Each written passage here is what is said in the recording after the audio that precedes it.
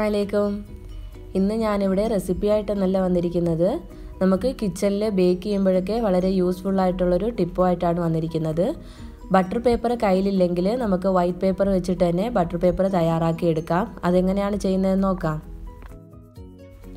അപ്പോൾ നമുക്ക് അതിന് ഇഷ്ടമുള്ള പേപ്പർ എടുക്കാം കേട്ടോ. എക്സാം എഴുതുന്ന പേപ്പർ എടുക്കാം, അല്ലെങ്കിൽ A4 ഷീറ്റ് എടുക്കാം, A3 ഷീറ്റ് എടുക്കാം. ഞാനിവിടെ A4 ഷീറ്റാണ് എടുത്തിരിക്കുന്നത്. അത് 2 എണ്ണം എടുത്തിട്ടുണ്ട്. നമുക്ക് ഈ ബട്ടർ പേപ്പറിന് ഒരു പേപ്പർ മതിയാകും. അപ്പോൾ അതിന് ആദ്യം തന്നെ നമ്മൾ എടുക്കുന്ന ആ ടിന്ന് ഇതിൻ്റെ മുകളിലേക്ക് വെച്ച് ഒന്ന് ഷേപ്പ് ചെയ്തതിന് ശേഷം ഒന്ന് കട്ട് ചെയ്തെടുക്കാം. അപ്പോഴത്തേക്കും നമ്മൾ അത്രമാത്രം ഇത് ബട്ടർ പേപ്പറാക്കി എടുത്താൽ മതിയല്ലോ, അതിന് വേണ്ടിയിട്ടാണ്. അപ്പോൾ ആദ്യമേ പെൻസിൽ വെച്ചൊന്ന് വരഞ്ഞതിന് ശേഷം നമുക്കിത് കത്രിക വെച്ചൊന്ന് കട്ട് ചെയ്തെടുക്കാം. നിങ്ങൾ ഏത് കേക്ക് ടിന്നാണോ എടുക്കുന്നത് അതിൻ്റെ അളവിൽ വേണം ഇത് കട്ട് ചെയ്തെടുക്കാനായിട്ട്. ഇതിപ്പോൾ കട്ട് ചെയ്യാതെ നമുക്ക് വേണമെങ്കിൽ മുഴുവനായിട്ടും ബട്ടർ പേപ്പറാക്കി എടുക്കാം. പക്ഷേ കട്ട് ചെയ്തെടുക്കുമ്പോൾ നമുക്ക് അത്രമാത്രം ചെയ്തെടുത്താൽ മതിയാകും. അതുപോലെ തന്നെ ഇത് നമ്മൾ നേരത്തെ തന്നെ ചെയ്ത് വെക്കണം എന്നൊന്നുമില്ല. നമ്മൾ കേക്ക് തയ്യാറാക്കി എടുക്കാൻ ഒരുങ്ങുന്ന സമയത്ത് ഇതുപോലെ ചെയ്തെടുത്താൽ മതിയാകും.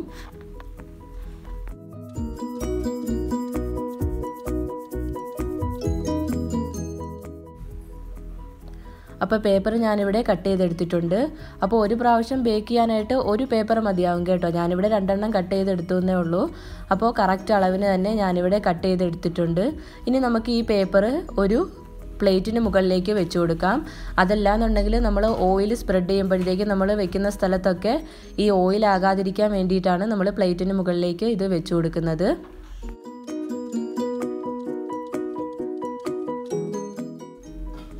ഇനി നമുക്ക് ഈ പേപ്പറിന് മുകളിലേക്ക് റിഫൈൻഡ് ഓയിൽ ഏതെങ്കിലും ഒന്ന് ഒഴിച്ചു കൊടുക്കാം. അപ്പോൾ ഏത് വെജിറ്റബിൾ ഓയിലായാലും മതി, പക്ഷേ കോക്കനട്ട് ഓയിൽ ഒരിക്കലും ഉപയോഗിക്കരുത്. അപ്പോൾ കോക്കനട്ട് ഓയിലിൻ്റെ ആ സ്മെല്ലൊക്കെ നമ്മൾ തയ്യാറാക്കി എടുക്കുന്ന കേക്കിന് വരും.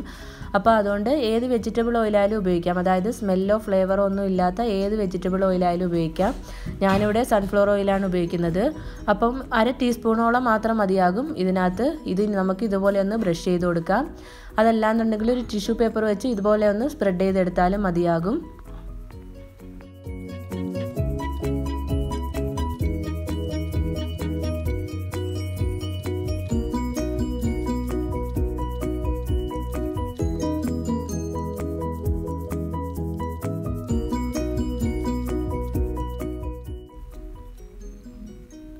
ഇതുപോലെ തന്നെ ബാക്ക് സൈഡ് നമുക്കൊന്ന് ഇതുപോലെ ഒന്ന് ബ്രഷ് ചെയ്തെടുക്കാം. അപ്പം എക്സ്ട്രാ ഓയിൽ ഒഴിക്കേണ്ട ആവശ്യമില്ല. നമ്മൾ ഈ ചെയ്ത ഓയിലിൻ്റെ അംശം തന്നെ പ്ലേറ്റിലും ബ്രഷിലും ഒക്കെ ഉള്ളത് കൊണ്ട് അത് വെച്ച് തന്നെ ഒന്നങ്ങ് ബ്രഷ് ചെയ്ത് കൊടുക്കാം.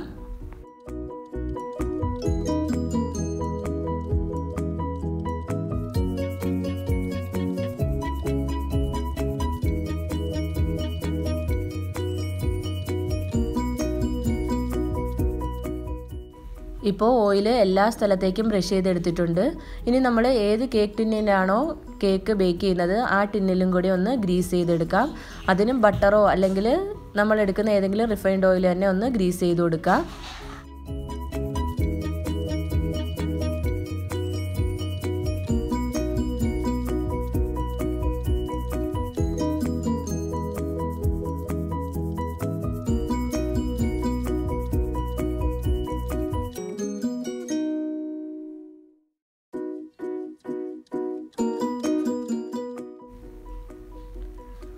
ഇനി നമുക്ക് ഈ ഗ്രീസ് ചെയ്ത കേക്ക് ടിന്നിലേക്ക് നമ്മൾ എടുത്തു വെച്ചിരിക്കുന്ന ബട്ടർ പേപ്പർ വെച്ച് കൊടുക്കാം.